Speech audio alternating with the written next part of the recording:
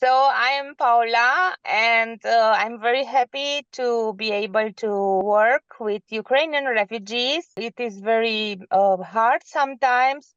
We are very blessed and very honored to be part of a big group and to be supported by international needs. And I'm coming together with my husband from the city of Sighișoara in Romania. We are working with the refugees since the war started, but on a longer term. Also, I'm going to the war zone a lot to where they are fighting. I'm connected with the people from there. They lose their houses, they lose everything. Also, we have not just families, we have orphans, a lot of them. So we are working here in Sighișoara. We say that is like a hub. It's like an ecosystem for them from children which are here in a safe place. They are staying until 6 o'clock, sometimes 7 o'clock in the evening. Also, we have trauma lessons, we have English lessons, we have Romanian lessons. We try to give value and to help and to be with these special children which are coming from all kind of trauma from the war zone and emotional. They are exhausted. We are more like a family here. We had very many children coming here with very, very big traumas. Like some of the children really saw the very, very dark side of the war. Really, they saw things that I cannot even imagine that a child can see things like this.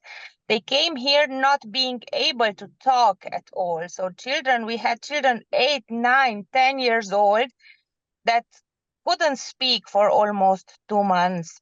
We had children who called me personally during the night because there was storm outside and they were thinking that, of course, there are bombs. We had also children that didn't like to approach to different persons, especially men, because they thought it could be some enemies.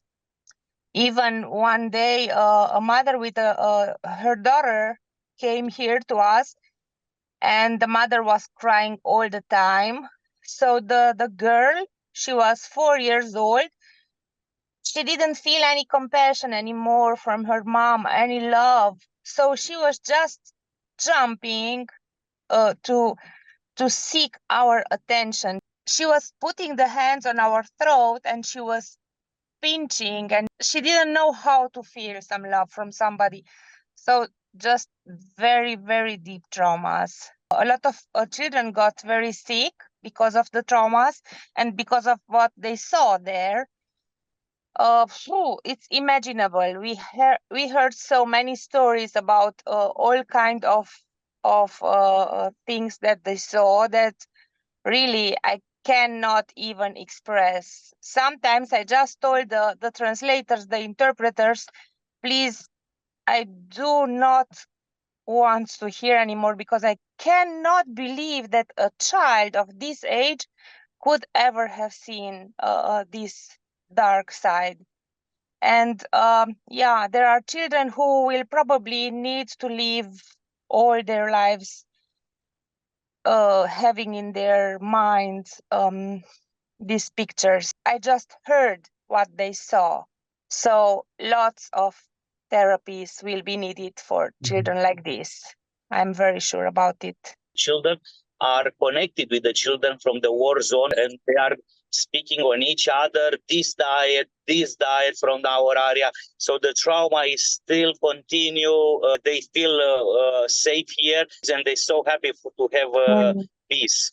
A lot of teenagers are crossing illegal the border and they try to find the Ukrainian community because they don't have no connection, nothing. And we meet every day and sometimes a week, 2, 5, 6, 10 young generation staying here. We try to adapt with them. They don't want to go to war because they know that the war is not going to be won. They're afraid of doing just the preparation for 1 month and after that to be dead in the war zone. They don't want to do because some of their friends happened this.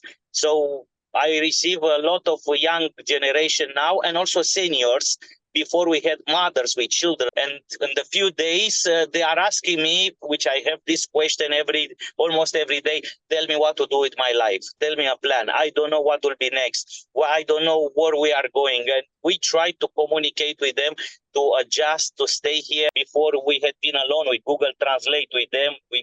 We didn't know Russian or Ukrainian to communicate. Now we have teachers from Ukraine. They speak also English. That it's a great time of communication. Then we have psychologists, and we are doing like a team together. Ukrainians, Romanians, helping the community. You know, Romania is the biggest border with Ukraine, and a lot of them are crossing also our country. The interesting part, Ukrainians are telling now that the neighbor countries, the most friendly is Romanian, which we are so happy to hear this, that they feel welcome. Everybody is waiting for this war to be finished, but as you know, we don't have an estimation of the war finish. And the lady started to have some jobs, and the Joy Center, it's a special place for classes, for skills, but also to stay here until the mothers are coming from work. If this is not doesn't exist, that means nothing exists around them to be able to survive in our country. So I believe the Joy Center, as that we say, it's more than a center. It's everything for them. There are therapies that, for example, we in Romania never heard about. Is the storytelling, is the art therapy, game therapy, it's Mm-hmm. the craft therapies, a lot of therapies. The storytelling therapies, I think it functions in two ways. Either the teacher reads something for the child and he just gets to go into that world of a little bit of fiction, but very nice things, or they are watching a kind of cartoon that was very interesting for me as well. I went one day and I just heard very, very nice music. It was traditional Ukrainian music. I felt it like a healing therapy. I don't know, but I had such a good feeling about this. And I entered the room. I didn't say anything. There was a teacher and a child sitting actually in front of the TV, and they were watching a cartoon. It was a wolf, I think a girl, and another animal. I couldn't understand any word, but what I have got is that the music was very, very quiet. You could feel it like a river. It was very interesting. And then what they never spoke all at the same time, these three characters. So never interrupted one another. Then another very interesting thing was that the characters were asking sometimes something, because I didn't understand, it was all Ukrainian. They were asking the child in front of the TV, and the child also answered. At the very end, the teacher asked the child something that also I didn't understand. But what I realized is that all this music and all this talking of the three characters, one after the other, made the child also very, very quiet. All this storytelling made the child speak also. He told the teacher, the psychologist, something, and I could feel him that he was very, very quiet. And he was very peaceful also. This all this music and all this talking of the characters that seemed also very friendly, and they said probably very nice words, make the child also be peaceful and quiet. The hardest part from the war zone, things are getting worse than ever. News are not speaking so much, but we have the connection from there. We have now another family with 10 children coming. We had other families with 18 children, with 12 children. We have orphans. So we are in the middle of a lot of history and testimony. They feel here welcome. and they want to remain here. The first question, a mother who is with the children and her husband is at the war, is asking me, my husband can be dead tomorrow. What to do? And I'm telling her the future is starting now. So let's think and focus where we are and what we can do better, even here, but even for your husband and for Ukraine, to have another attitude and to go another level of thinking. If we go in this direction, which is now, fight, more are coming to Europe. But because we work with most of them which are not Christian, the first thing which we see when they are coming, they don't have hope. No hope.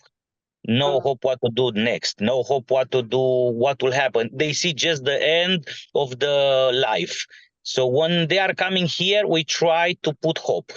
The only hope which I believe and remain the same is Jesus Christ. So for me, the hope is the word of God, and we try in a lot of meetings. We have a lot of meetings at the Joy Center with seniors, with mothers who are coming hard of work, of tired of, because the communication is not easy. They don't know English, they don't know Romanian, they know just Ukrainian and Russian. And it's very hard to communicate. The only thing which give us motivation to go on is hope. And I heard many times this discussion when they see Christian coming from Ukraine and connected, and they said, "You have each other. Something is in you. I wish to have." And from there, we try to explain to everybody that it's available, the hope for everybody. Maybe the main thing as a Christian organization, which we are with international needs, is to show the hope of Jesus Christ. If they understand the hope of Jesus Christ, and we have a lot of meetings and we pray with them, and they are starting to pray more, to believe in God, because they understand that even in Ukraine, the same like in Romania, the only solution is God, to be involved in their lives.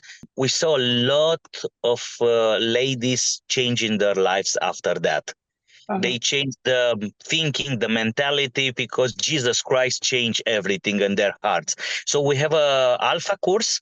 We have with in my opinion, I believe close to 90% they are going to alpha course, and Ukrainians they are doing better than Romanians with alpha course. I'm so excited about all the meetings is around alpha course and about Jesus, because they have each other now and they have God. They are more connected and they pray harder. So that is the reason, and we are here. Love God, love people, and love mission.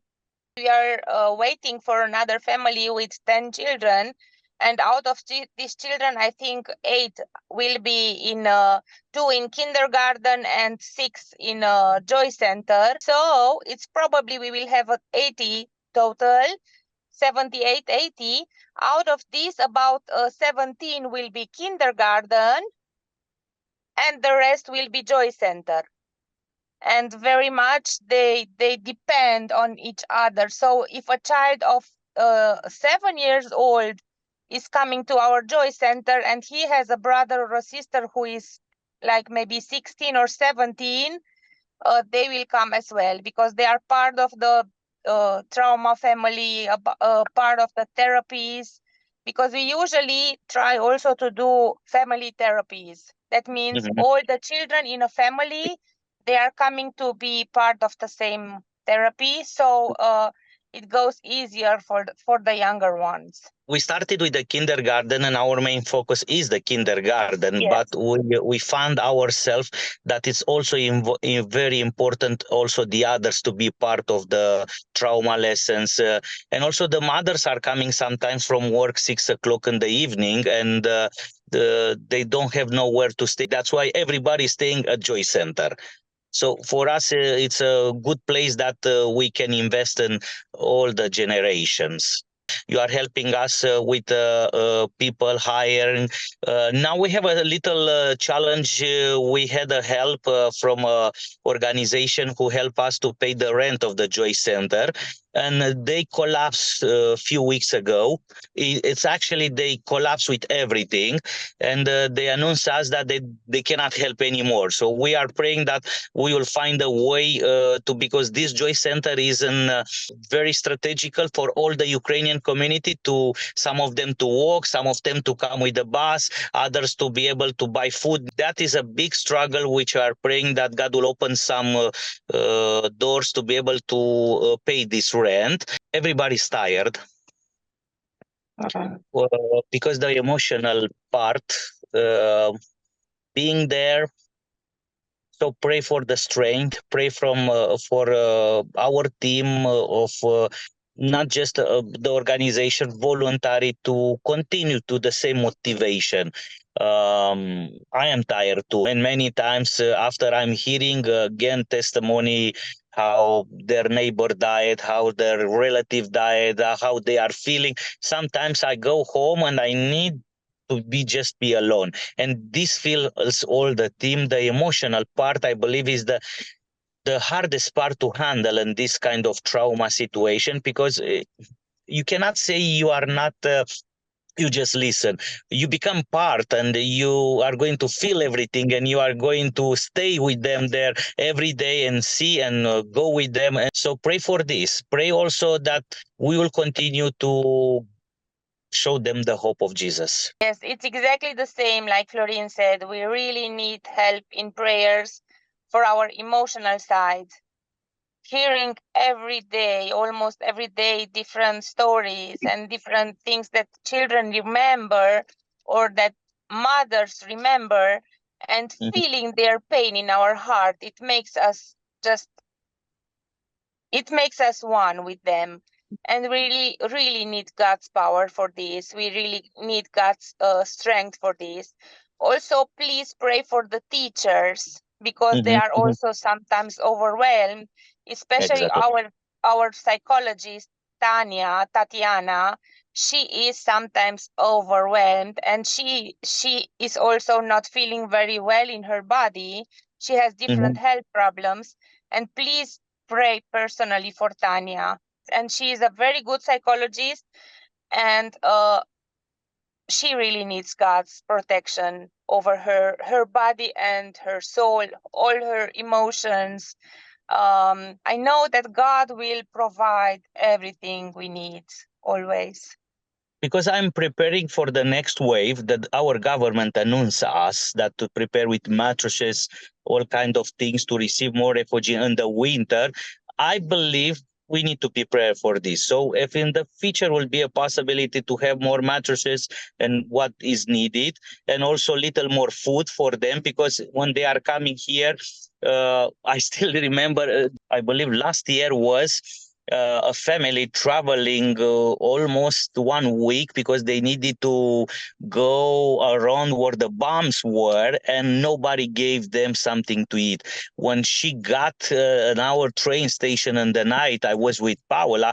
She was so in starvation, and her children, that she couldn't speak with us. I saw her that she wants to beat me in the way of explain that nobody gave her something food. They didn't have no money with them, and we gave them food to eat, and you cannot believe how they eat in that night. And after that they said thank you and giving sorry about how they approach us in the night. So we have all kind of challenges. They are Mm. coming very stressed from the war zone. I just want to thank everybody so much. Yeah. And you should know that without God's help and without your help, Mhm. we couldn't do anything for these Yeah. people.